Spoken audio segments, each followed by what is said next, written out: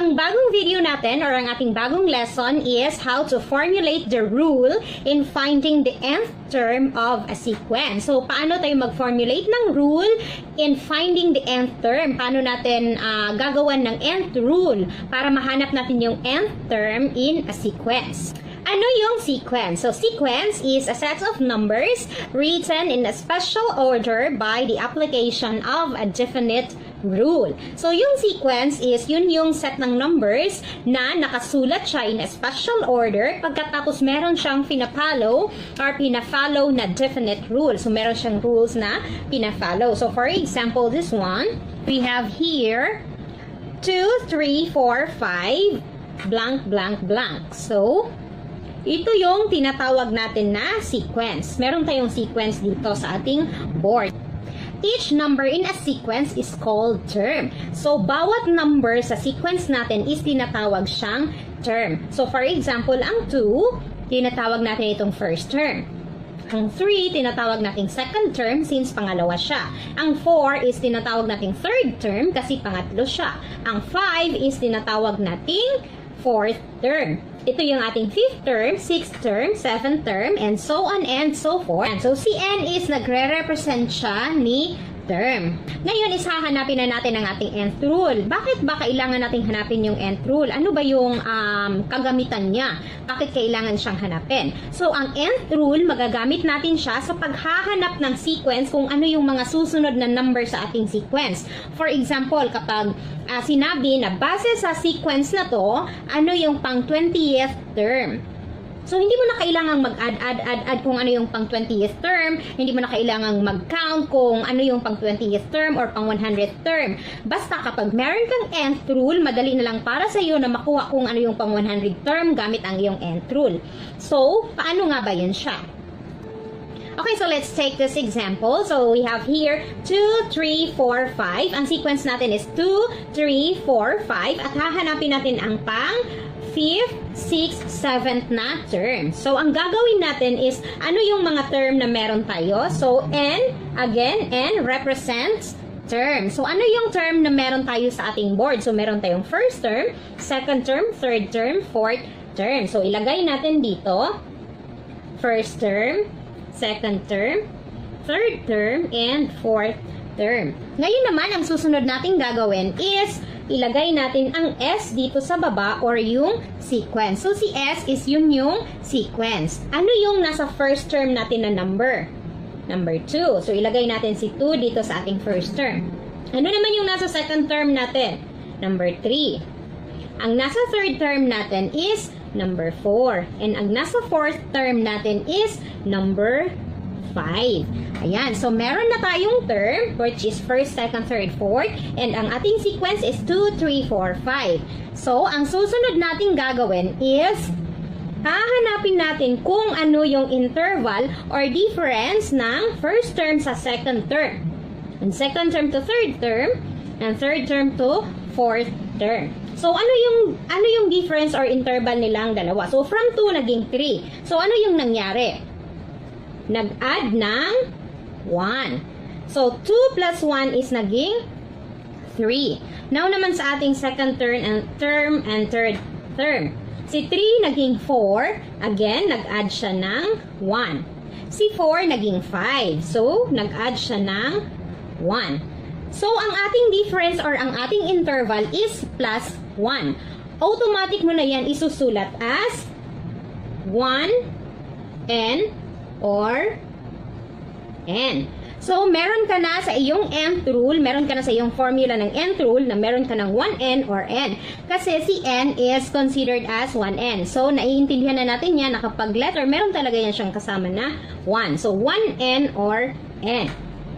Ngayon naman, ang gagawin natin, ang susunod nating step is isasubtract natin itong interval natin or ang ating difference sa ating first term.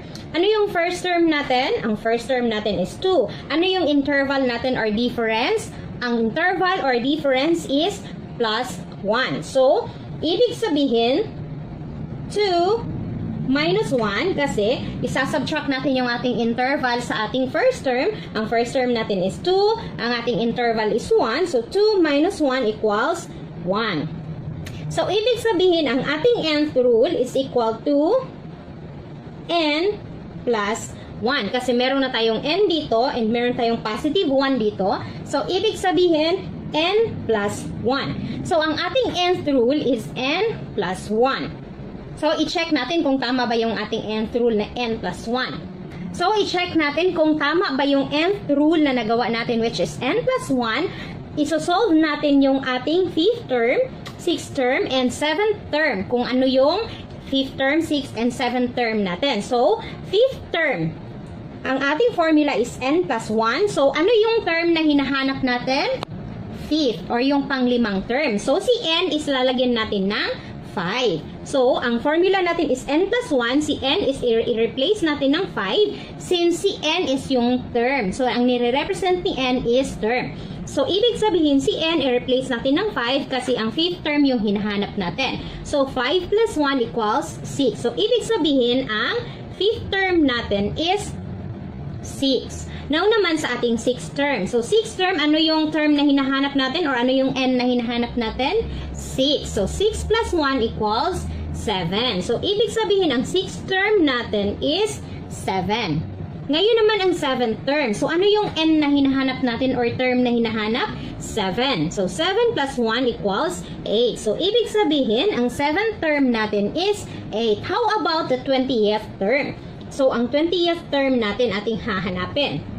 Ano yung term na hinahanap natin? 20. So, si 20, i-replace natin si n ng 20. So, 20 plus 1 equals 21. So, ibig sabihin, ang 20th term natin is 21. Ano naman yung 100th term? So, 100 term, ano yung term na hinahanap natin? 100. So, ibig sabihin, i-replace natin si n ng 100 plus 1 equals 101. So, ibig sabihin, ang pang 100 na term is 101. O, di ba mas madali kapag meron kang nth rule kaysa mag-plus, plus, plus, plus ka hanggang umabot ka ng 100 na plus. So, mas mahihirapan ka kasi mas matagal yung matapos. So, mapapadali yon sa paggamit ng nth rule. Another example, so we have here 2, 9, 16, 23. So ngayon is mag-formulate tayo ng nth rule. Ano yung unang gagawin natin? Ang unang gagawin natin is isulat natin yung n or yung term. So n, ilang term meron tayo? So 1, 2, 3, 4. Meron pa yan dito. Ayan. So meron tayong 1, 2, 3, 4. So, meron tayong 4 na term. And then, isulat natin ang ating sequence. Ano yung nasa first term natin? Number 2.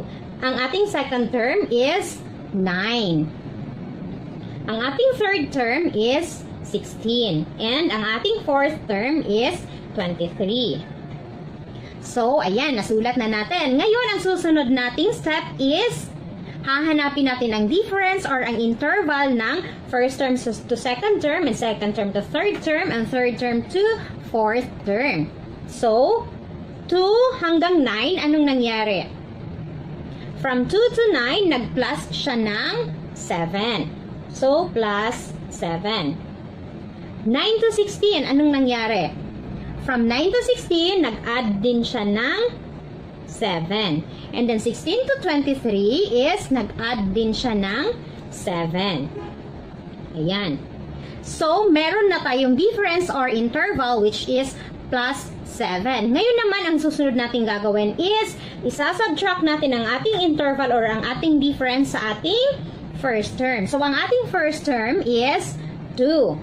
So, 2. And pagkatapos ang ating difference or interval is 7. So, isubtract natin siya kay 2. So, 2 minus 7 is equal to negative 5. Kasi mas malaki si 7 sa kanya. So, negative 5. Ngayon, dahil dito meron na tayong plus 7, so nakalimutan ko, sorry, kapag meron na tayong difference or interval, automatic mo na yan isusulat as n. So, dahil meron tayong 7 dito, ang gagawin natin is meron na tayong 7n. Pagkatapos, ang ating difference dito sa first term at sa ating interval na 7 is negative 5. So, ibig sabihin, 7n minus 5. So, ito na yung nth rule natin. 7n minus 5. So, itry natin gamitin itong ating nth rule para hanapin ang ating 5th term, 6th term, 7th term, or 100th term, 200th term. So, itry natin siyang isolve gamit ang ating nth rule. I-check natin kung tama ba yung ating nth rule. So, meron tayo ditong pang 5th term, 6th term, and 7th term. So, gamit ang ating nth rule na 7 minus 5, ano yung term na hinahanap natin? 5. So, 7n minus 5. So, si n i-replace natin ng 5 kasi 5th term yung hinahanap natin. So, 7 times 5 equals 35. Minus 5 equals 30. Ibig sabihin, ang ating 5th term is 30. Now, ang ating 6th term. So, 6 is equal to 7. Ano yung term na hinahanap natin? 6. So, 7 times 6 minus 5 is equal to 37. Ibig sabihin, ang ating 6th term is 37.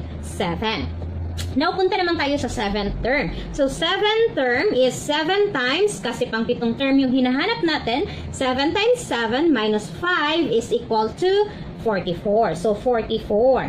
Ayan. So, kapag ganyan yung ibibigay na term or kapag ang hinahanap is ang 5th, 6th, 7, madali lang kasi mag-add lang tayo ng 7. How about kung 50th term naman yung hahanapin? So, masyadong mataas-taas yun. So, maganda talaga na marunong tayong mag-formulate ng nth rule. So, solve natin si 50th term. So, 7 times, pang ilang term yung hinahanap natin?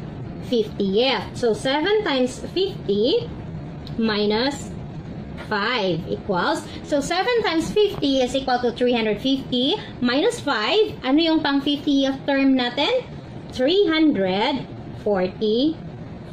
Ayan, so diba mapapadali yung pag-solve natin kapag meron tayong nth rule. Let's go with our example number 3. So, meron tayo ditong 1, 4, 9, and 16. Again, ang unang gagawin natin, isusulat natin kung ilang term meron tayo. So, n represents term. So, ilang term meron tayo? 1, 2, 3, 4. So, 1, 2, 3, 4. Pagkatapos is isulat natin ang sequence. So, ano yung sequence ng ating number? Ang first term natin is 1. Ang second term is 4. Ang third term is 9, and ang fourth term is 16. Ayan. So, pagkatapos, ano yung susunod na step? Ang susunod na step is kukunin natin ang interval ng first term to second term, second to third, and third to fourth. So, 1 to 4, ano yung nangyari? From 1 naging 4. So, nag-plus 3 siya. And then, 4 to 9, ano yung nangyari? 4 to 9, ano yung nangyari? Nag-plus 5.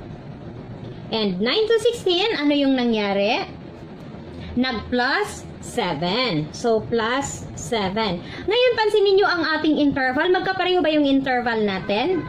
Hindi. So, ibig sabihin, ipagpatuloy natin for the second time around na i-subtract yung or kunin yung ating interval. So, galing kay 3 hanggang 5, ano yung nangyari?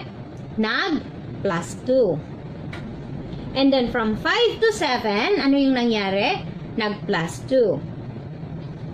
So, ibig sabihin, meron silang interval na plus 2. So, ngayon, paano tayo mag-formulate ng ating n? Base sa ating interval. Okay, dahil pangalawang beses natin kinuha ang ating interval, so ang ating nth rule is n squared. So, yan ang ating nth rule. Dahil pangalawang beses tayong nagkuha ng interval, so ang nth rule natin is n squared. So, hindi na natin kailangang i-subtract ang ating first term sa ating interval kasi nakapangalawang interval tayo. So, ito na yung ating nth rule. So, ngayon, gagamitin na natin ang ating nth rule sa paghahanap ng ating 5th, 6th, and 7th term. Base sa ating nth rule na n squared, so ito na yung ating 5th term, 6th term, and 7th term. So, n squared. So, ano yung hinahanap natin na term? 5th term. So, ibig sabihin si n is i-replace natin ng 5. So, 5 squared is equal to 25 or 5 times 5 is equal to 25. Kasi ang 5 square, si 5 is i-multiply mo sa kanyang sarili. So, magiging 5 times 5. And then, ang 6th term natin, ano yung term natin hinahanap? 6. So, ibig sabihin, si n is i-replace natin ng 6. So, 6 squared or 6 times 6 is equal to 36. So, ibig sabihin, ang 5th term natin is 25. Ang ating 6th term is 36. Now, ang ating 7th term is, pang ilang term yung hinahanap natin? 7th term. So, ibig sabihin, si n, i-replace natin ng 7. So, 7 squared or 7 times 7 is equal to 49. So, ibig sabihin, ang ating 7th term is 49. How about 15th term? So, si 15th term ang hahanapin natin. So, 15. Pang ilang term yung hinahanap natin? 15. So, 15 squared is equal to 225. So, ang pang 15th term natin is 225. O, di ba napakadali lang gawin kapag meron tayong nth rule. How about the 20th term? So, 20th term. So, 20 equals pang ilang term yung hinahanap natin? 20. So, si n, i-replace natin ng 20. So, 20 squared is equal to 20 times 20 equals 400. So, ibig sabihin, ang pang 20th term natin is 400. Okay, so, we have last example that is 16, 21, and 26. So, again, ang gagawin natin is isulat natin si n or term. So, ilang term meron tayo? Tatlo. So, 1, 2, 3. Ayan. So, pagkatapos, isulat natin si sequence. Ano yung nasa first term natin? Ang nasa first term natin is 16. Ang nasa second term is 21. Ang nasa third term is 26. Ayan. So, dahil meron na tayong nasulat na term at saka sequence, ang susunod natin gagawin is i-subtract or hahanapin natin ang interval or difference ng first to second and second to third. So, 16 to 21, ano yung kanyang interval? So, ang interval niya is nag-plus siya ng 5. Ayan. So, nag-plus 5 siya. So, from 16 to 21, nag-plus 5. Ngayon naman sa second term to third term, from 21 to 26, nag-plus 5. So, ibig sabihin, meron na tayong, kasi meron tayong plus 5 dito, meron na tayong 5n. So, may 5n na tayo. Pagkatapos, ang susunod natin gagawin is i-subtract natin ang ating interval from the first term. Ano yung first term natin? 16. Ano yung interval natin? 5. So, ibig sabihin, si 5 i-subtract natin kay 16. So, 16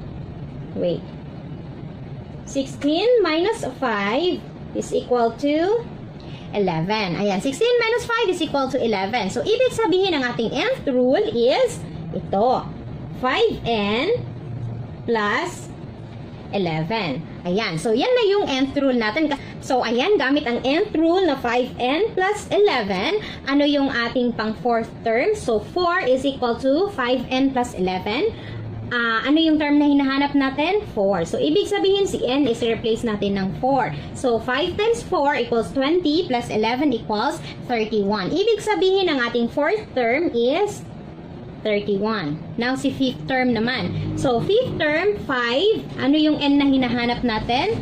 5. So, ibig sabihin si n is i-replace natin ng 5. So, 5 times 5 is equal to 25 plus 11 is equal to 36. So, ibig sabihin ang fifth term natin is 36.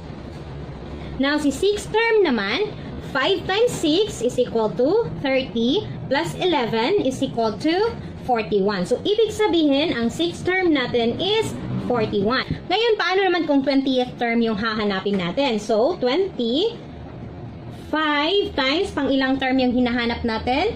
20. So, 20 plus 11. So, 5 times 20 is equal to 100. Plus 11 is equal to 111. Ibig sabihin, ang 20th term natin is 111. So, how about 50th term? Ano naman yung 50th term? So, hahanapin natin ang 50th term.